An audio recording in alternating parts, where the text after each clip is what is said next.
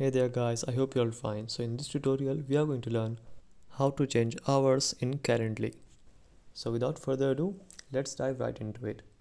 So what you need to do is you can see an option called availability. You just need to click on it. After clicking on it, you will see an interface like this where you can set your availability and you will see your time zone and you can see your event type and you will see the days here. You can deselect the days and you can change the time from here. You can do many things from here. You can also add the time if you want by clicking on the plus icon.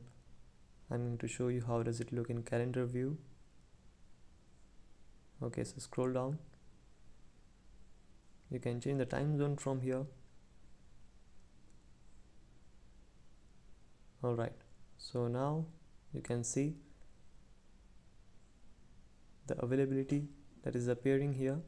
I'm going to go in list view and I can set up my availability from here. I can change the time from here.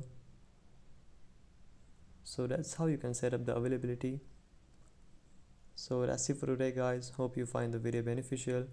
Feel free to ask any questions in the comment section. See you soon. Have a good day.